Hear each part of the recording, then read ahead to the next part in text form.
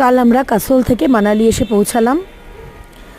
ঢোকার মুখেই দেখতে পাচ্ছিলাম যে অনেক কটা গাড়ির উপরে বরফ পড়েছিল। দেখেই তো খুব এক্সাইটেড লাগছিল, নিজেদের মনে হচ্ছিল আমরাও পেতে পারি স্নোফল। এবং ওয়েদার রিপোর্টও তাই বলছিল, যেটা ওয়েদার ফোরকাস্ট ছিল সেখানেও ছিল যে সামনে হেভি স্নোফল এবং রেইনফল দুটোই। তো যাই হোক, আমরা ওয়েট করছিলাম। এইবার চেক ইন করলাম যখন হোটেলে, হঠাৎ করে বৃষ্টি শুরু হলো, তার সাথে স্নোফল শুরু হলো। এইভাবে এত হেভি স্নোফলের এক্সপিরিয়েন্স আমাদের আগে ছিল না। এর আগে অরুণাচল প্রদেশে পেয়েছি, নর্থ সিকিমে পেয়েছি, কিন্তু সবই অনেক উপরে। এইভাবে এতক্ষণ ধরে স্নোফল, মানে ওই সব জায়গায় থাকার চেষ্টাও করিনি, কারণ ওগুলো হাইট অনেক বেশি এবং তাড়াতাড়ি করে আমাদের ড্রাইভার বলেছিলেন যে নেমে আসতে স্নোফল শুরু হতেই।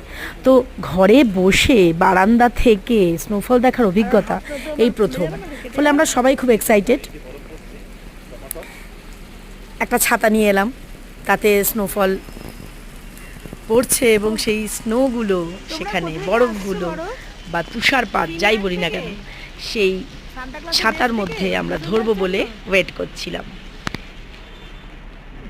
মোটামুটি অ্যালার্ম ছিল যে 203 থেকে 210 মিলিমিটার স্নোফল তো হবেই, কিন্তু পরের দিন সকালে জন্য ওয়েট করছি, যে কারণ রাত্রেবেলা তো এতটা ভালো বোঝা যাচ্ছিল না, বুঝতে পারছিলাম যে চারপাশটা বরফে ঢেকে যাবে। দূরের ওই গাছগুলো,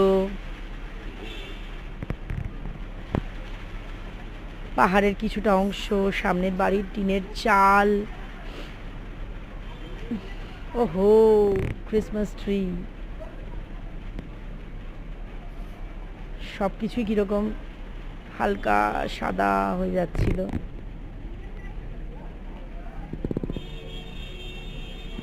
বাহ, এটা একদম নতুন অন্যরকম অভিজ্ঞতা, চোখ ফেরানোই যাচ্ছিল না। রেডি হচ্ছে, এই হলো পরদিন সকাল।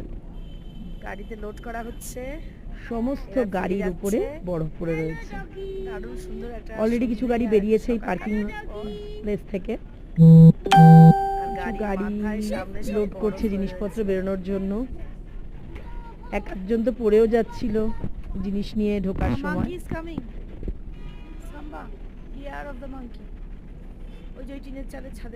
সামনে একটা হনুমান লাঙ্গুরকে ধরার চেষ্টা করছি।